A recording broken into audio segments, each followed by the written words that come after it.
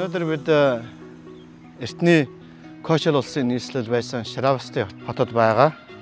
Энэ бидний ирээд байгаа газар бол Бурхан багш ич хэдийг үзүүлсэн газар байгаа.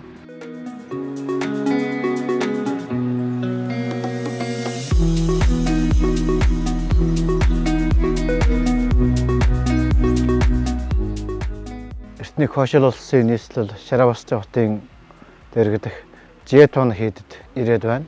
Одоо энэ Жетон хийдэд Бурхан багш 19 борооны улирлыг өнгөрөөсөн. Тэгэхээр одоо энэ бидний хойно байгаа энэ бол Бурхан багшийн өөрийнх нь амьдарч байсан тэр сайхан байрны өмнө одоо бид нэр ирээд байна. Тэгээд одоо энэний хажууд одоо ойрхон Анандын өөрийнх нь амьдарч байсан байр байгаа.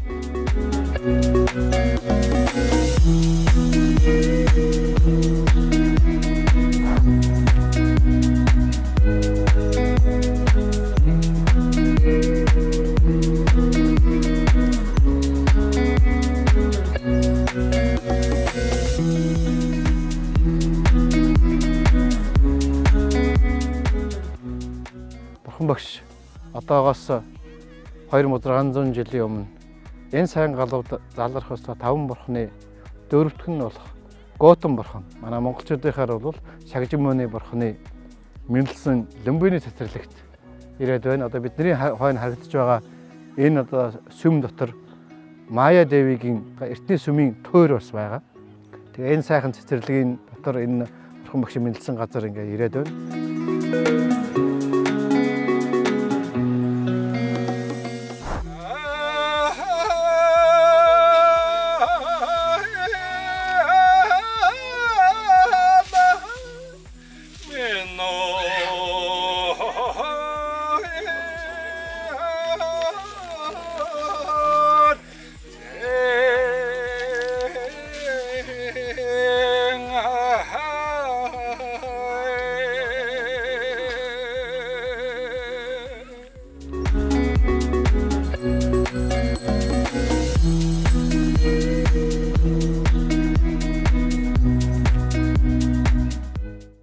Бидний ирээд байгаа энэ Кушанагарын энэ одоо газар энэ утаг бол тэрчгээр Тэнгэр Брахма хүн нэг харж байсан гэдэг. Тэнгэр Брахма нар өөрөө өөрсдийн хөгжмөдөж цэцэг өргөж одоо тэнгэрлэг мандарва цэцэг одоо Бурхан багшийн дээрээс бууж ингэж байсан гэдэг.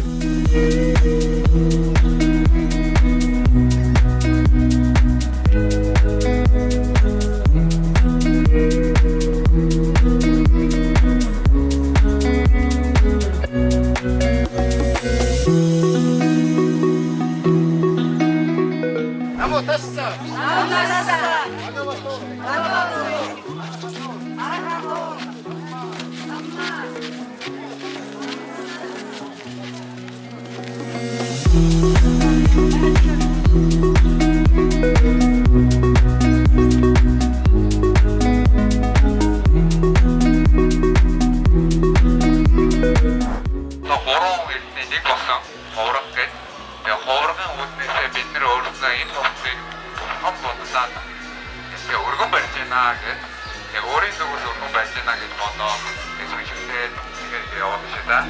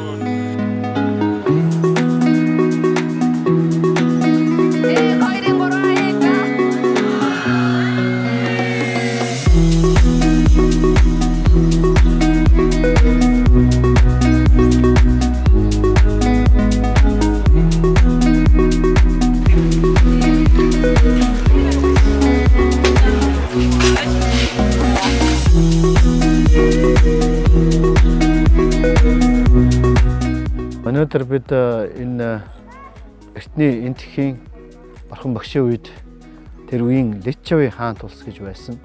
Личавын хаант улсын нийслэл Вэшали хотын одоо тухайн хотын төв хэсэг байсан энэ газарт одоо бидний энэ хойно харагдаж байгаа энэ одоо сувраг бол суврагын хажууд Ашок хааны босгосон гайхамшигтай сайхан баган байж байгаа. Арслант баган. Тэрний цаана байгаа энэ сувраг бол Анандын сувраг гэдэг нэртэй сувраг байгаа.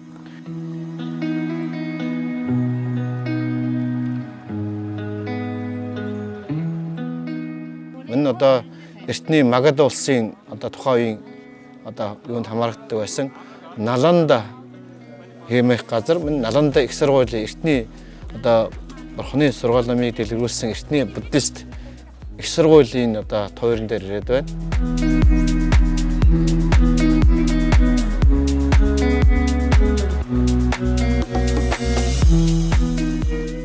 Энэ их сургууль энд одоо боссон түүхэн Бурхан багшийн үеийн амьдралтай холбоотой байдаг. Энэ их сургууль бол Бурханы сургаал номыг ямлангуяа эрдэм бэлгөөнийг одоо дэлгэрүүлсэн гайхамшигтай сайхан их сургууль. Анхны одоо Бурханы шашны их сургууль байсан.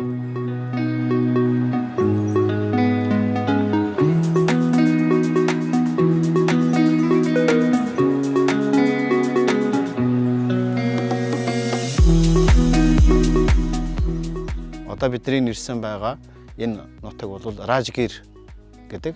Энэ Ражга хот бол Бямбасар хааны эртний Магад улсын нийслэл байсан. Бурхан багш одоо үнний эрэлд явж байх үед Ражгир хотод ирээд Бямбасар хаантай уулзаж хизээ нэгэн цагт гэгэрлийн шатанд төрж Бурханы нутгийг олох үедээ буцаж хамгийн түрүүнд Бямбасар хааны нутагт ирнэ гэж амласан байгаа. Тэгээд тэр амлалтынхаа дагуу Бодгаяагаас наашин заларна тэрэг олон гэгэрсэн архан туутын хамт одоо Ражгирт ирсэн. За өнөөдөр бид Бурхан багшийн гэгэрсэн Өрөвэлагаас Бодгаяагаас 20 км-ийн зайд оршиж байгаа Дүнгэшвара хэмээх агуу дээр ирээд байна. Тухайн харагдаж байгаа энэ агууд бол одоо ханхүү 6 жил хатуу жил үлдэж сүүлдээ бүр хоол идэхгүй байж өөрөд хатуу жил хийж болох хамгийн оргилд хүртэл хийсэн.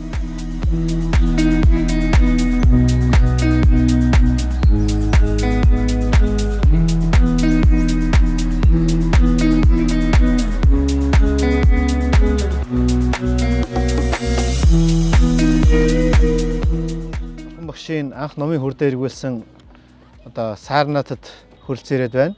Анхныхаа 5 шав ном айлдаа дараа нь 5 шаваас 55 шав нэмэгдэж нийтдээ 60 хүн гэгэрэл хүрсэн энэ газар. Бурхан багш анхныхаа 5 шавьд зуны ихэнх сарын шиний 15-нд бясалгал заагаад тэгээд оройн номын хүрдээ эргүүлэх судрыг айлдах үед бол Бурхан багшийн 5 шаваас анхных нь шав одоо хамгийн ахмад шав нь болох Кондоны гэдэг зурхаач бол одоо арш бол гэгэрлийн анхны шатанд бол хөрсөн.